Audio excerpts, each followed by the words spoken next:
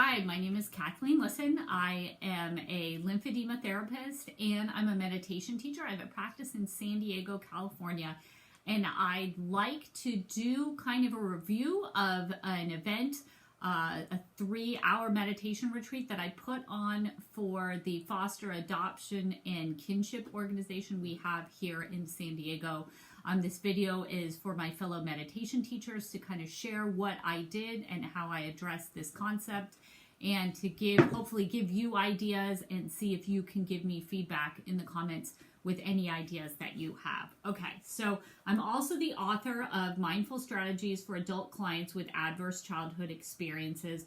So everyone who went to the event got a copy of this book, and they were actually, I was pleasantly surprised at how eager people were to get their hands on the book. So I think because this was, these are foster parents, they call them resource parents and trainers of resource parents, that they were very interested in learning more about adverse childhood experiences.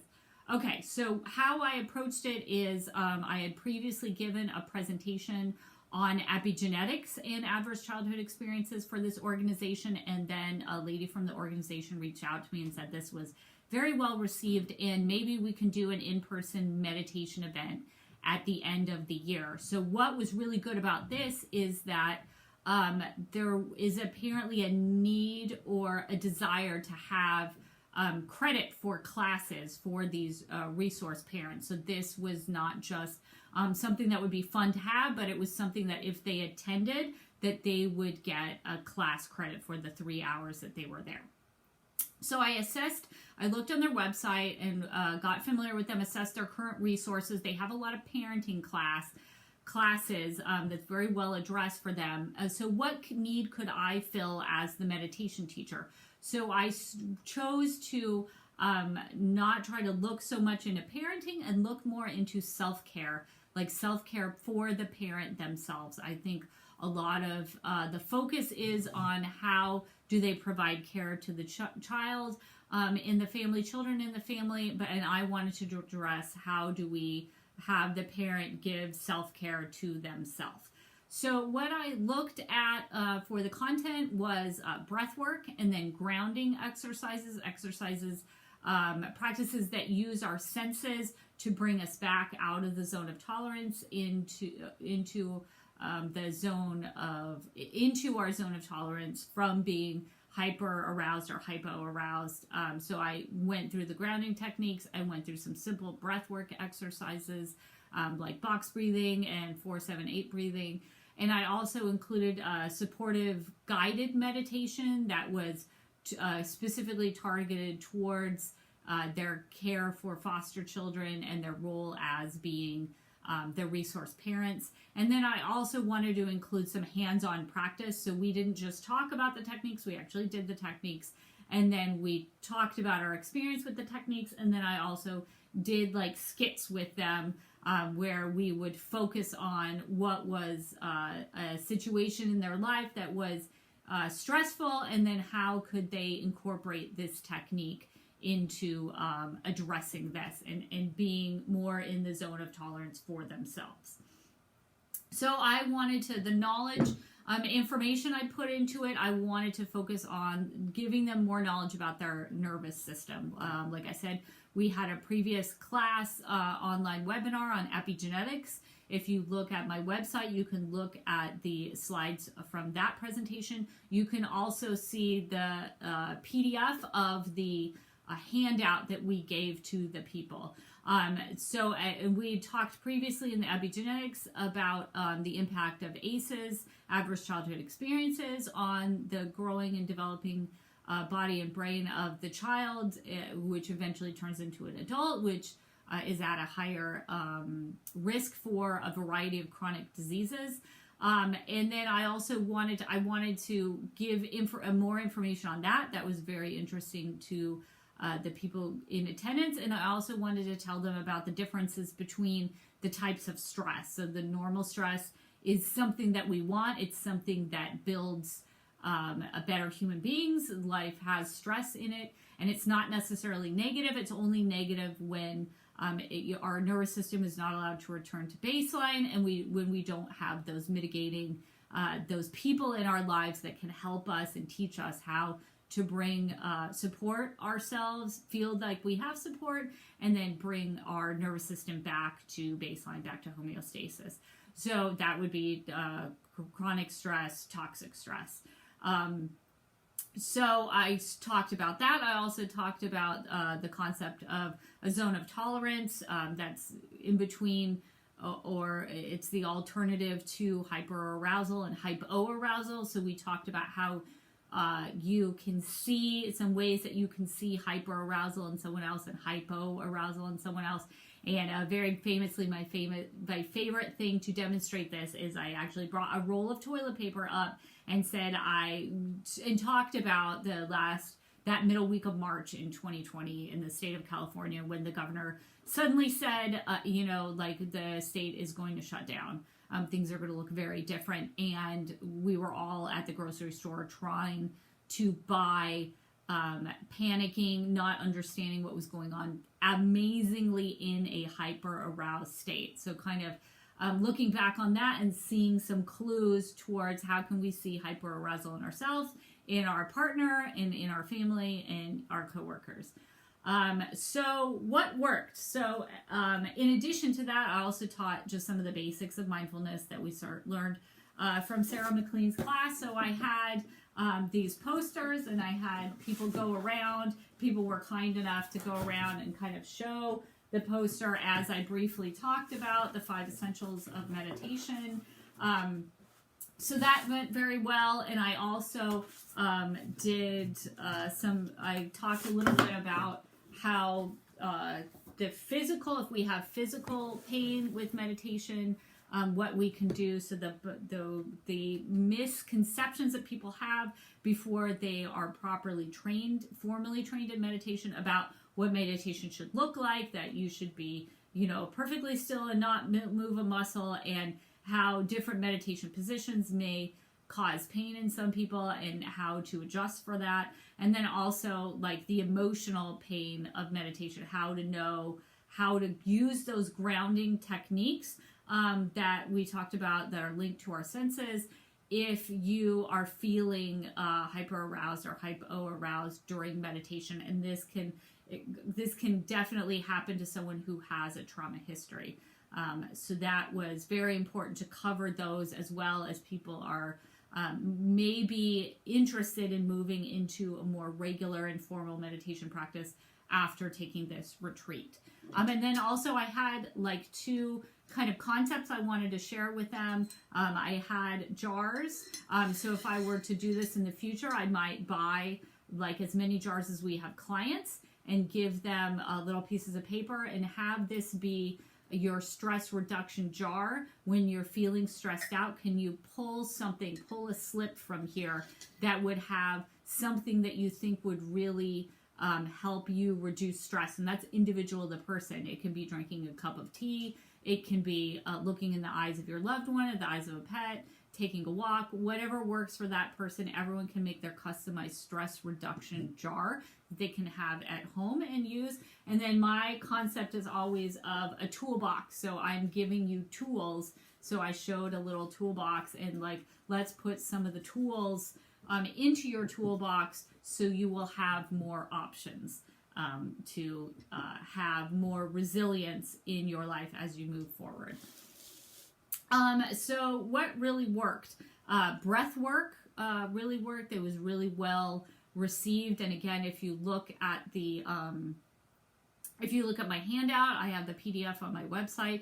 You can see how I not only verbally introduced it, but I had it all laid out and what we were going to do on that handout, so people would know what was happening before it happened. I offered them options. They could always keep their eyes open or keep their eyes closed. They could choose not to participate in any of the breathworks at any time, and it's fine according to their own emotional health.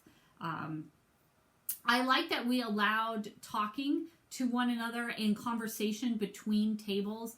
For this event, it was for foster adoption and kinship parents.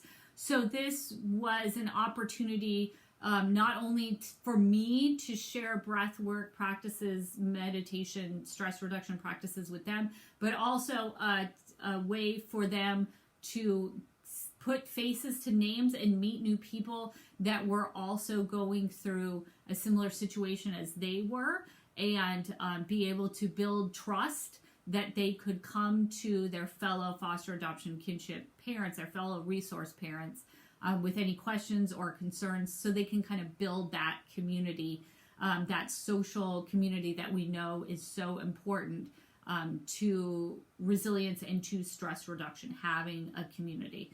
So I really like that we got talking between tables and in conversation, and I didn't put too many strategies into this 3-hour block of time, because I wanted to have enough time that if there was a really rich conversation going on, I didn't want to have to shut it down. And I did get it. We had a good 10-15 minute blocks of conversation, and yet I still in the post emails that we got asking, like a survey, some said, like I wanted more conversation. So I love that. That's definitely something people may desire. If you are having a meditation retreat, that's specific people, and not just all strangers that don't know each other that want to learn meditation. But if you're doing it with a specific group that would benefit from having social connection to each other, definitely allow and give the opportunity for that social connection to flourish. And I actually started it off with some movement practices. We did like seated cat-cow. We did some side stretches, combining breathing with the stretching, and then neck stretching, and just to combine the breathing and the movement. And then we did a guided meditation where I had some journaling prompts, which are also in that PDF, so you can see what the journaling prompts I used. And then I allowed them to journal after that meditation and then talk to each other. And at first they didn't talk to each other. There was a lot of journaling going on. And then when I said, we'll just take a minute to share with one another, and that minute became like 5 minutes, because then people actually did start talking and sharing with each other. And then I did a really great thing, which I love, which I got some little clown noses, those red clown noses. And I said, if you feel more connected to yourself and to other people in this room as a result of that movement and breathwork pairing and the meditation pairing and the talking to each other, connecting with other people of similar interests, put your clown nose on. And everyone was really happy, and they put their clown nose on. And I think that's an important thing, a concept that I'm working with, that this, which is proven in research, that there's a combination of breathing and movement that really has an effect of our body that is more synergistic than just movement without guided breathing, or breathing without an accompanying movement. So I like that. And also this talk between the tables, and really some deep sharing of things that I was surprised that people would share with a room full of strangers, except at this point it wasn't a room full of strangers. That really improved after I reinforced that there's a lot of wisdom in this room, and that they're in a room with their peers. And then this really let them let their guard down and really share some deep, rich insight with each other. And I told them, to trust the wisdom inside of the participants, and trust that if they shared something, they could get the benefit of, the other people at their table and the other people in the room, their wisdom as well. And another thing that I didn't initially plan for, but naturally happened, and I think really helped, is midway through the event, I took a bathroom break. And then after the bathroom break, I kind of sensed that the room was not in that meditative state, obviously, that they were in before they went on the bathroom break. So I kind of brought them back in there by, again, reinforcing that same breathing and movement. So I made it specific, like occupational, to say, I want this to be something you can do in your seat, and think about when you can plug this 1 or 2 minute practice into your life, like as you're sitting down to work. Can you do these little stretches in your seat And then how do you feel after the stretches versus before the stretches? Do you think you have more focus now that you can actually sit and get work done instead of being kind of everywhere and having to tamp down that arousal level in order to get into that zone of tolerance so you can do some deep focus work?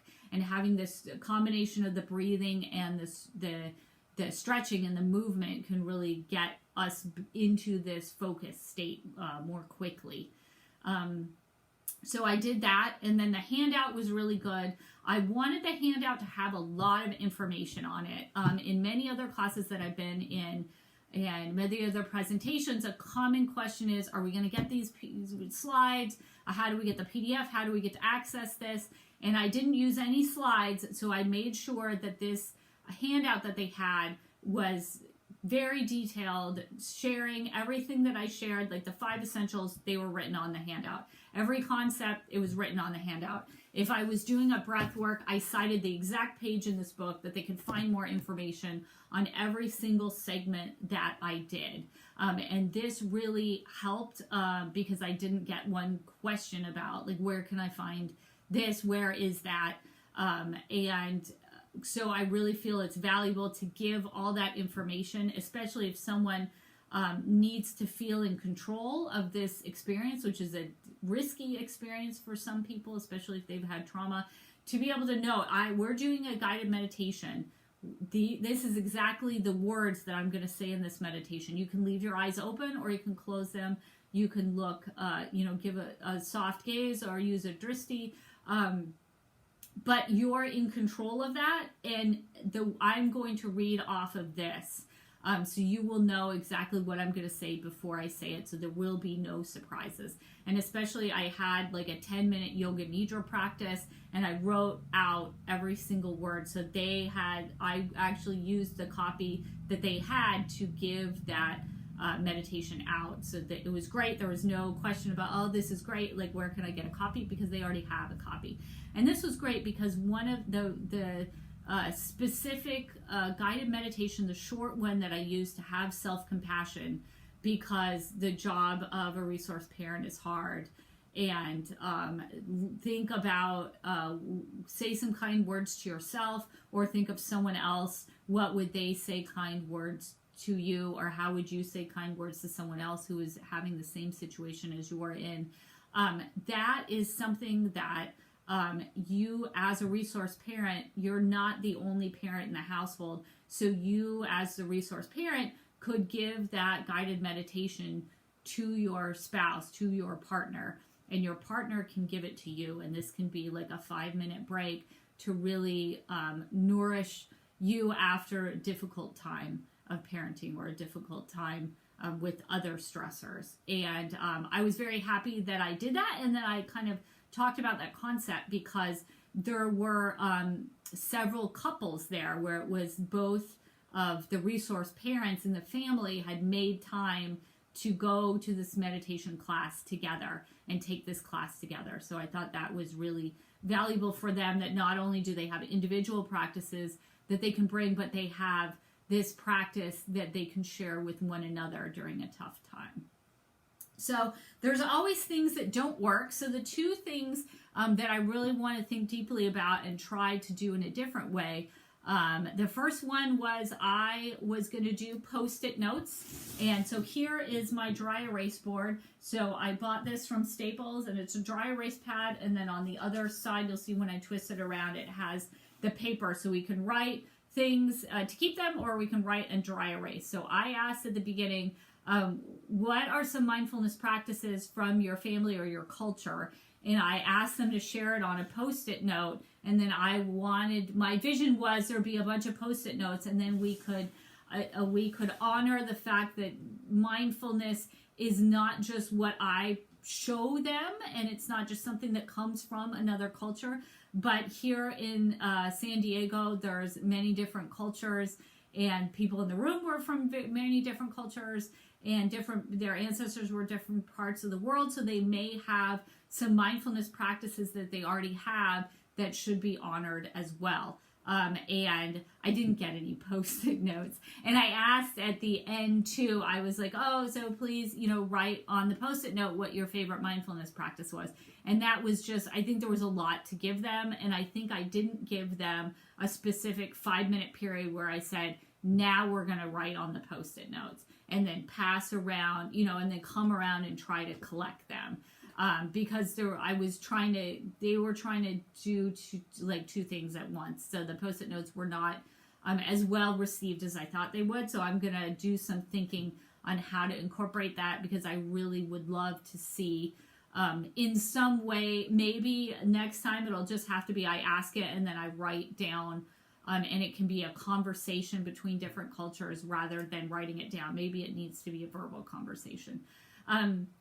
The other one was, there was yoga. We asked to bring yoga mats. We bought yoga mats, and we were originally supposed to be outside, and then there was an elevated platform that I was going to teach on, but it's very cold this week in San Diego, so we had to move it inside because it was raining in the morning, and there was not a place where I could show both on a yoga mat and on a chair some kind of seated yoga, some kind of seated movement plus breathing.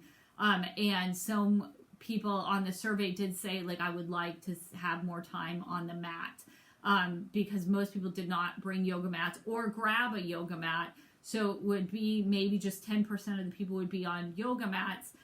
But there was no elevated area where I thought the people at the back of the room could see me and do something on a chair at the same time as I could lead people on a yoga mat. So I'm going to have to think about how I'm going to do that. I'm going to have to think about how I'm going to do that and work with the space in a different way in the future. Or maybe have someone that knows the routine and can demonstrate it on a chair while I and the people on the yoga mats can do the same thing on a yoga mat. So let's look into what we talked about. So we talked about resilience, and I gave them some information from Origins training, which again is on the information about resilience is on that PDF. But I wanted to see what they thought resilience was. So I was very pleased that a lot of people raised their hand. They could talk and say different ways that they practice resilience and different aspects of resilience. So they said, snapping back, adjusting to the situation, refusing to give up, having flexibility, having adaptability. And then we got into a really great conversation about how the resource parents communicate to one another when they're outside of that zone of tolerance. And one of them was they lost their markers. Kind of like I lost my marbles. But that was there between the partners. It was I lost my marker, and even the children were able to recognize Mom, you lost your marker. Or another person said she's showing and modeling breathing with the children, so they're able to recognize when she's out of her zone of tolerance, and they're able to say it's time to take a deep breath, Mom. And that's great. I think it's wonderful that the parents could accept it instead of our parenting as when we grew up in Generation X, I think would be not quite as the boomers would be not quite as accepting if I told my mom she needed to calm down and take a deep breath. But these parents this is a success. I would say if you were trying to teach the breathing and the being aware of the body and being aware of other people, if your children could actually learn to recognize when there was stress in another person. Another people they had certain nicknames, and just different. This was a really good conversation about the topic of how the spouses or the partners communicate to one another about when they are when they're outside of that zone of tolerance, when they need the partner to either step up, or maybe that partner doesn't recognize. There was a talk about you're being like a teddy bear, like if somebody is trying to take advantage of you or manipulating you, and that partner wouldn't know that they were being manipulated, the secret word that the other partner would use is teddy bear, and then the person could kind of take a moment and look at the situation and then see what their partner was trying to tell them. So we went through, for the skit, we went through some stressful situations, and most situations were around the children and parenting. So an interesting thing that we learned was the way that people would redirect their children if the children were having a stressful situation. They were trying to get the children away from the technology.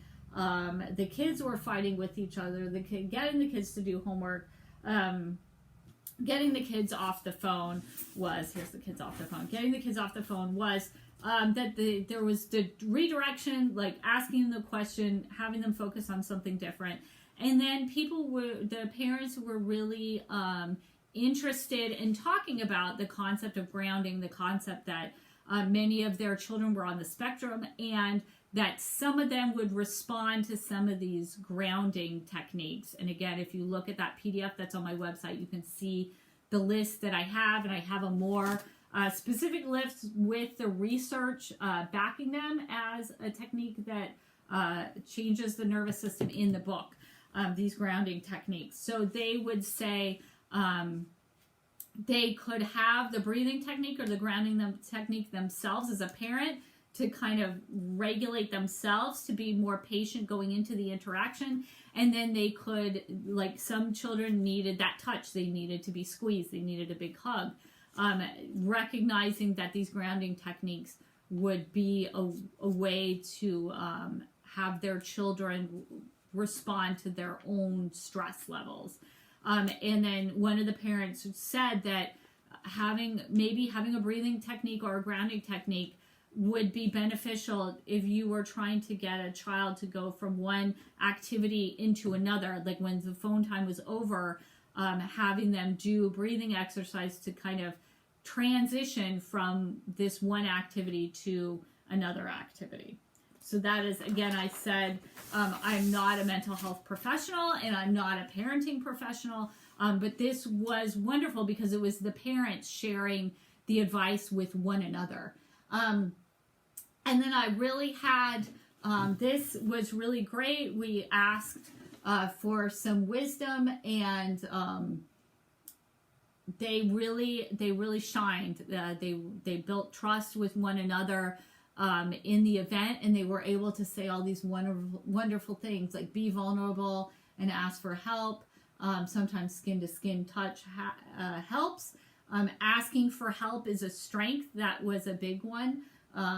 Hugging and laughing, having a morning routine, building a strong village, changing your mindset, stop worrying and living and instead live in the moment, and the link between the effects of medical trauma. So this would be a time where the parent thought, medical trauma, this would be the time that the parent said, maybe this breath work would be great as I'm taking my child to all these appointments. Maybe this would help.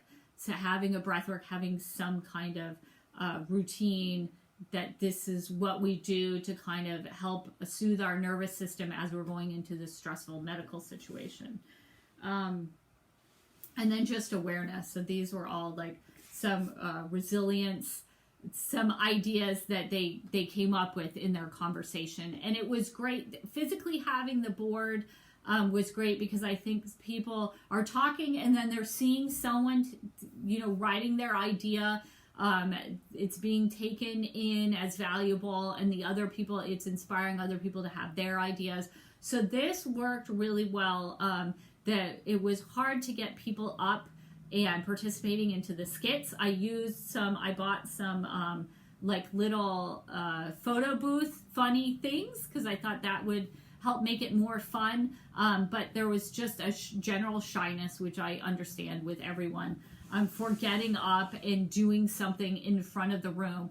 But people were far more open if other people were talking about a topic, and then they could add as well, and then they saw that it was being represented in front of them, and people really liked it, and they shared. Several people took a picture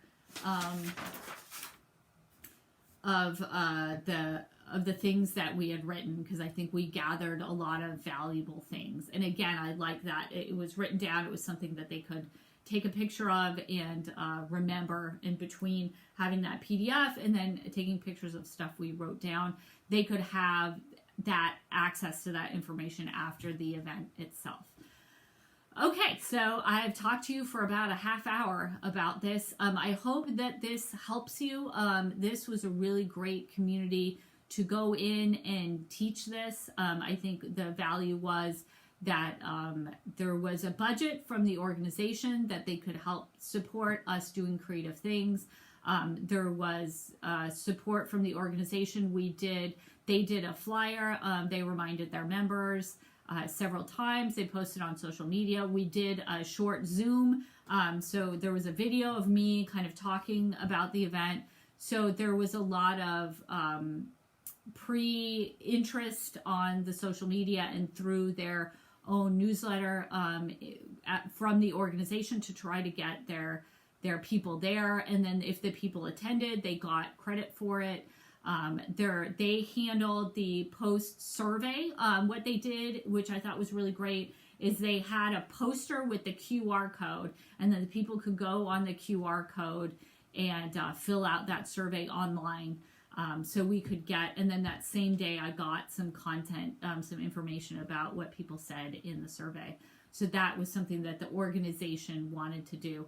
It's great to partner with an organization that has a budget, and then it has the people who are taking it are not just taking it because they're interested in the topic, but because they could also get some kind of credit. There's some kind of organizational need for that class.